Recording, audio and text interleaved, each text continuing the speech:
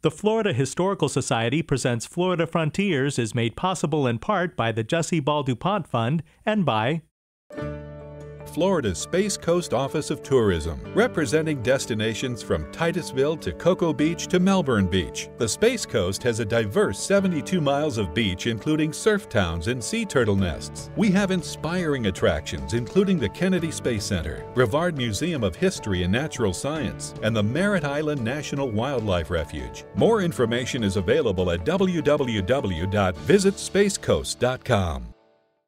and by the Department of State Division of Cultural Affairs, the Florida Council of Arts and Culture, and the state of Florida. Florida history and culture from the Ice Age to the Space Age is on display at the Brevard Museum of History and Natural Science, located at 2201 Michigan Avenue in Cocoa. The museum has nature trails through 20 acres of 3 Florida ecosystems. The People of Windover exhibition features information about Florida's prehistoric past and actual artifacts used between 7,000 and 8,000 years ago. More information at brevardmuseum.org.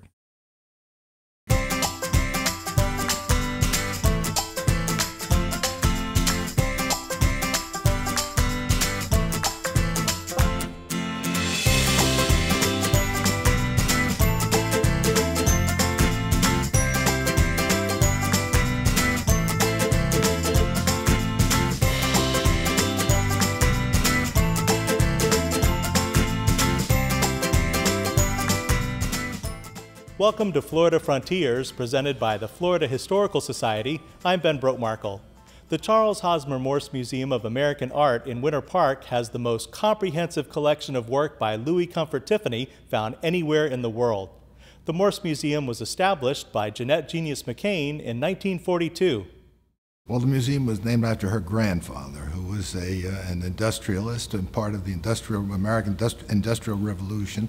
He was a kind of provider of capital goods, so he became extremely wealthy, although he's not one of the names like Carnegie, for example, that everybody knows. But they were very wealthy people, and he lived in Chicago, although he was originally from Johnsbury, Vermont.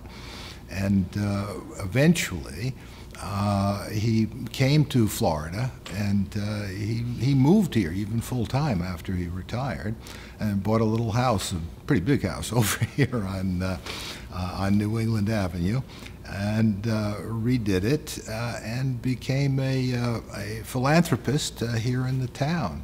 So he adopted the little town, is what the family apparently always said. So his granddaughter, Jeanette, after her mother passed away, moved here eventually, and she adopted the little town and became a philanthropist as well. So being very, very close to Rollins College and to the community generally, she established the Charles Hosmer Morse Museum in honor of her industrialist grandfather. In the late 1800s, Charles Hosmer Morse donated a significant amount of land to the new city of Winter Park, including the property for the original City Hall, the First Congregational Church, the Winter Park Golf Course, and Central Park. His granddaughter, Jeanette McCain, was an artist and interior designer. She was obviously very wealthy because of the tremendous amount of resources which devolved to her. And so she was a philanthropist, and perhaps first and foremost, but she was very much an artist. She studied with Hans Hofmann, in fact, famous expressionist abstract artist in New York. Yes, she became an interior decorator and loved that kind of work, and in fact established doing vignettes at the Morse Museum, which were rooms that she would design, contemporary rooms, contemporary at the time, in which various objects from the collection would be included, which showed Hugh and Jeanette felt this was another way to show a living object out of a museum context into more something closer to a life context. So there was a pedagogical element in it as well.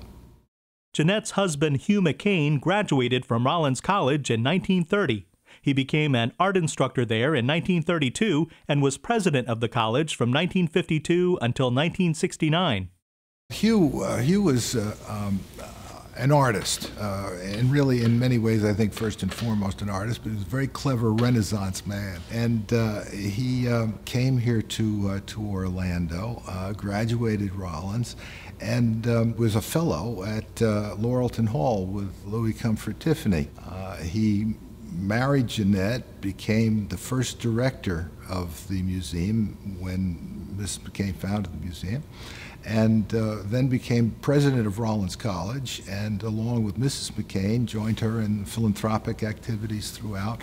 But his special baby, as it were, outside of his career at Rollins, was the museum. As an artist, he was invited to study at the Louis Comfort Tiffany Foundation, which was founded by Tiffany in 1918 to help artists, young artists, to get a foothold into the art world. And so, you know, I think that for Mr. McCain, that definitely was a wonderful thing for him. We were fortunate to have some letters from Mr. McCain writing to his family about his experience there and how he was really expected, and all of the artists there were expected to study art and to just work on what they did and not have to think about anything else, about their living situation, about meals. So they were entertained, they were served, they were provided some of their materials for completing art. And so it was a really ideal place for him to study. But the thing that I think that he got the most out of that experience, because it was the 1930s, and so a lot of the artists that were there were just there so that they could work on their art and not really learn anything or gather anything from Laurelton Hall, which was supposed to be a great inspiration to them. But what Mr. McCain gathered from that experience wasn't necessarily to appreciate the beauties of nature as Tiffany had intended, but rather to appreciate Tiffany, the man, and all he was able to accomplish in his life, which I think translates to the museum here and what he was able to do. Laurelton Hall was one of his great creations. He thought of beauty as a way of life, and he wanted young people to go there and to experience this, experience beauty, because he believed in it as a civilizing, as an important aspect of life. Hugh McCain was director of the Morse Museum from its inception in 1942 until his death in 1995. The museum was originally on the campus of Rollins College. It relocated to Welborn Avenue before finding its permanent home in an expanded facility on Park Avenue. In the beginning, it was at Rollins College, and that's where Mrs. McCain was a very active contributor, and as I say, where Mr. McCain became president eventually. But in 1978, I think it was, they moved from Rollins to Welborn Avenue, and it became independent. So the museum kind of developed in its own way.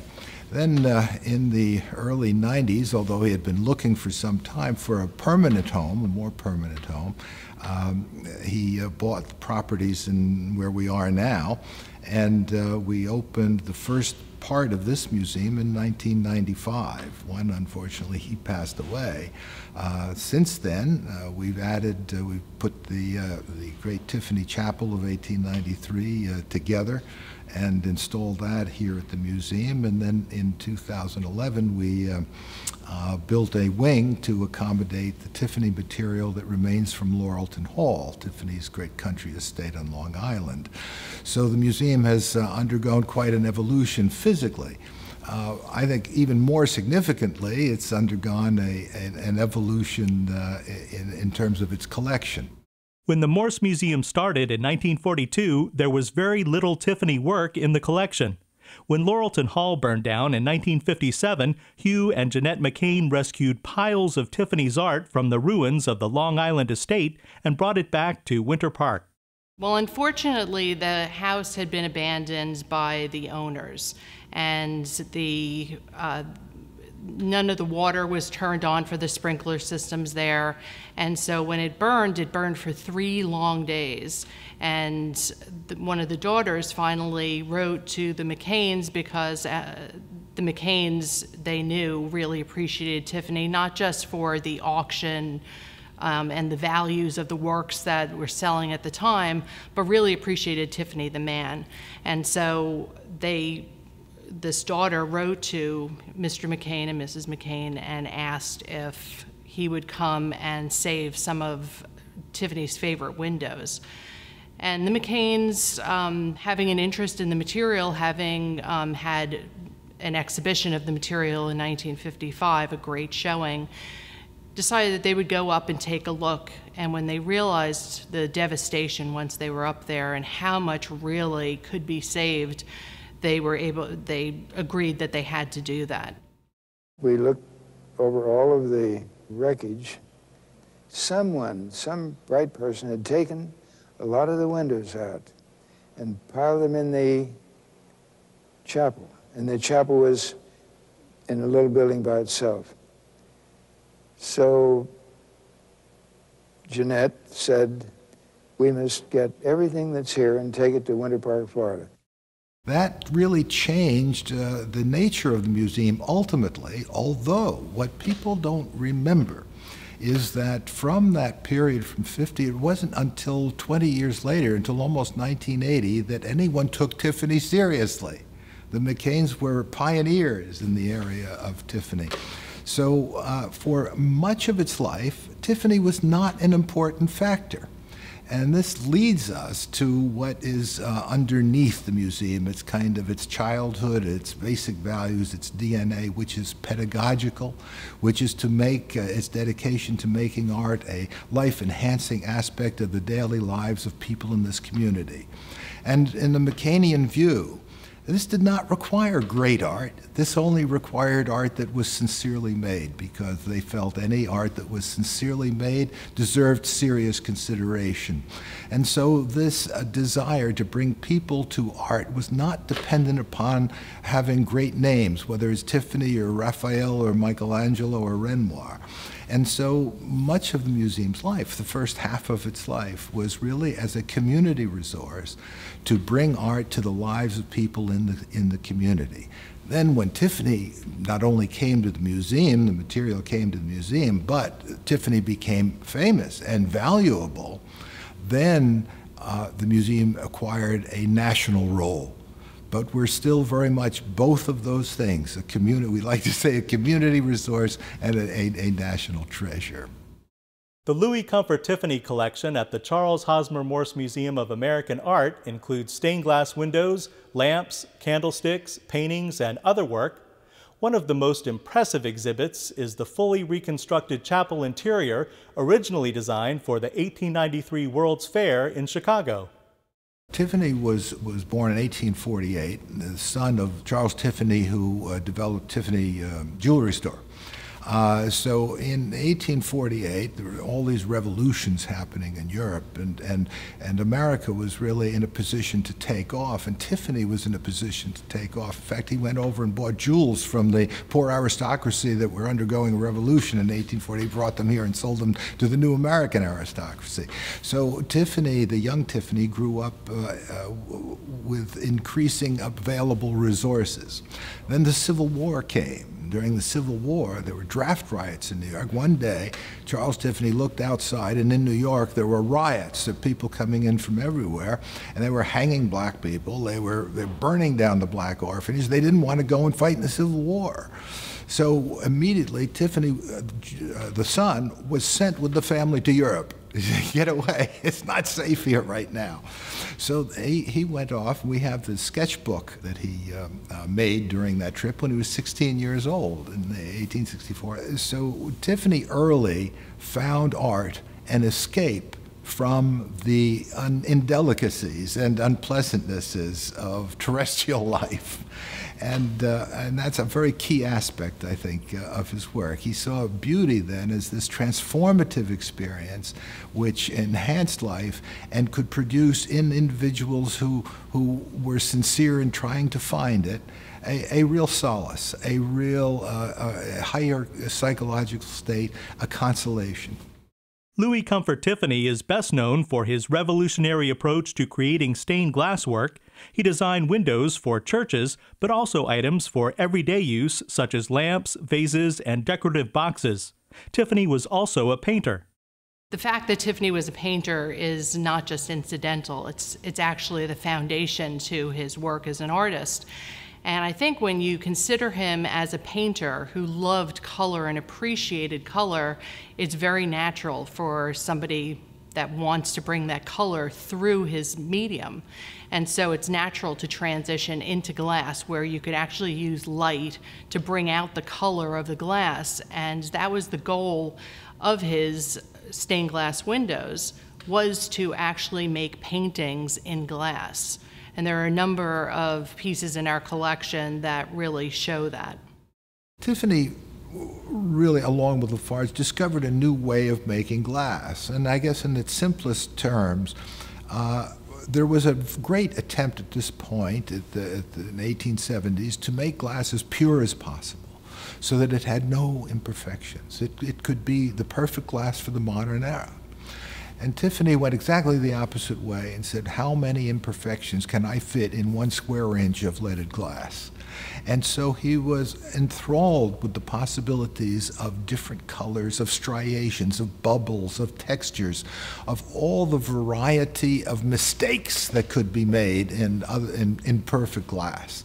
And then he made a system, as it were, or a method out of this, having all of this great variety of glass, big chunks, little chunks, thin pieces, thick pieces, as I say, pieces with all different kinds of color, and saw that as mosaic ingredients to some larger pattern. So instead of taking a piece of glass, painting on it, and then baking it to make that glass, that was the classical way of stained glass at the time. It was stained.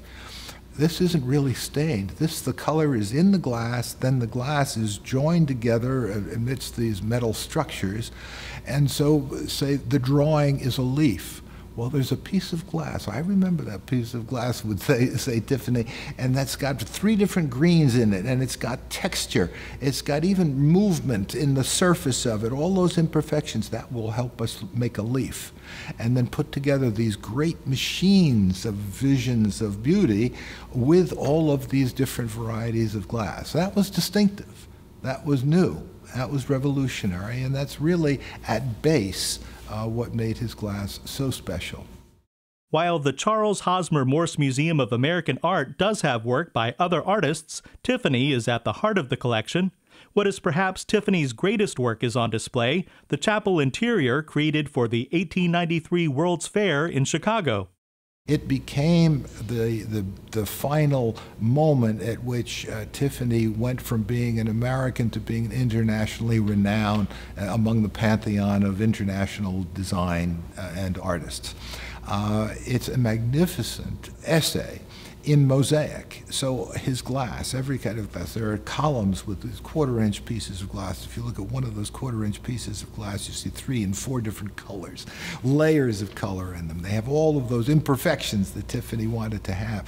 And then this is all formed into an elaborate, somewhat Byzantine, but again, hard to pin stylistically, high Episcopalian, almost Catholic architecture, interior architecture. So when one enters, one is surrounded by this essay in glass, this kind of symphony of color and light reflectance, which is an incredibly dramatic experience, which goes to the heart of what Tiffany was trying to do, and to produce this numinous experience, this otherworldly experience, this new psychological state, this interruption of the horrors of daily life through art, through beauty. And so it's a magnificent statement of art in general and of Tiffany's philosophy in particular.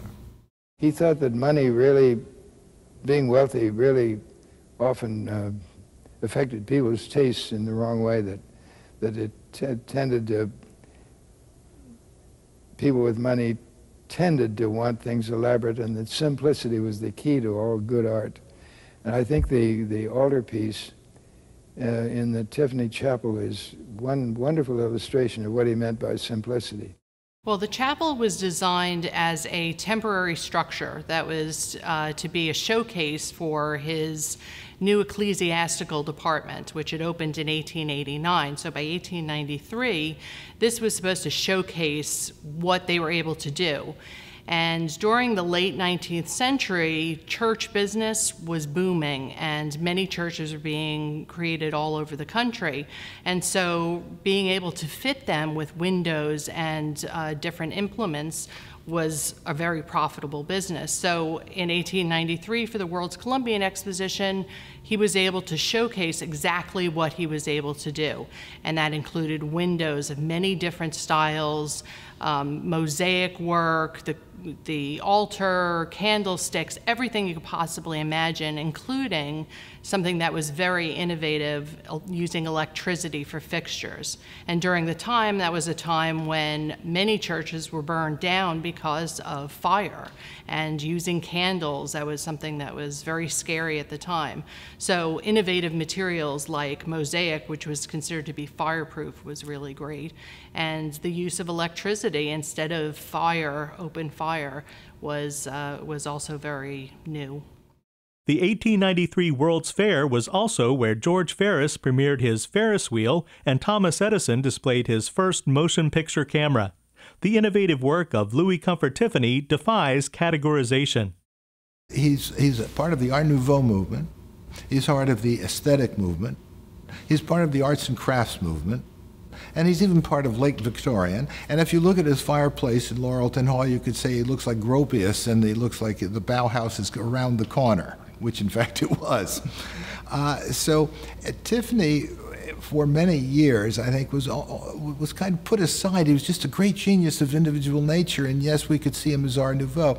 But Art Nouveau, arts and crafts, the aesthetic movement, all of these things were kind of discovered in the 1970s and 1980s. That's when, and he fits into so many of them. He really started with an exhibition in the late 70s at Princeton University where his work was included in arts and crafts. And then one realized that he did things that fit perfectly in Art Nouveau. And in fact, Bing, who was the creator of the Art Nouveau store from which Art Nouveau takes its name in Paris, was his representative in Europe and commissioned specific things to be included in his Art Nouveau. So he was Art Nouveau. So he's many of these things simultaneously. His lifetime, if you think about Tiffany Studios and its various incarnations, he had a career from basically the 1860s all the way through the 1930s, even past his death. His companies lasted. So he was alive during a very active period in the arts. And so it really touches his lifespan, and his artwork really touches upon many different styles and materials. It's hard really to kind of pigeonhole him into one single area. There are so many beautiful objects displayed at the Charles Hosmer Morse Museum of American Art that any visitor would be challenged to identify just one particular favorite. I've always loved the Tiffany Monk over the entryway, which is high up. People, I think, maybe don't always see it. There's this young monk, and he's recording. He's writing in a garden setting at a desk. And I think of him as recording the history of the Morse Museum, of all the visitors and all their thoughts and all the effects that the art has on them. The stained glass work of Louis Comfort Tiffany is displayed in museums around the world, but the most comprehensive collection is in Winter Park, Florida, at the Charles Hosmer Morse Museum of American Art. You've been watching Florida Frontiers, presented by the Florida Historical Society. Visit us anytime on the web at myfloridahistory.org. Thanks for joining us. I'm Ben Brotemarkle.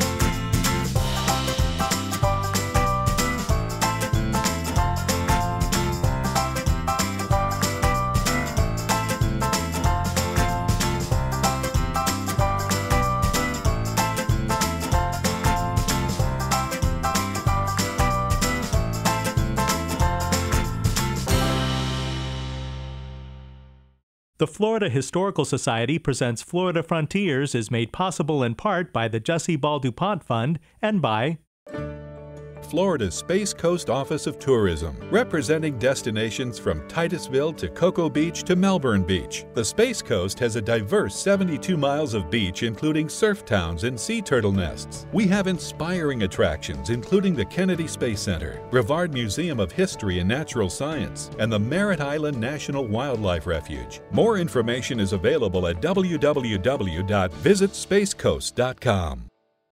And by the Department of State Division of Cultural Affairs, the Florida Council of Arts and Culture, and the state of Florida. Florida history and culture from the Ice Age to the Space Age is on display at the Brevard Museum of History and Natural Science, located at 2201 Michigan Avenue in Cocoa. The museum has nature trails through 20 acres of 3 Florida ecosystems. The People of Windover exhibition features information about Florida's prehistoric past and actual artifacts used between 7,000 and 8,000 years ago. More information at brevardmuseum.org.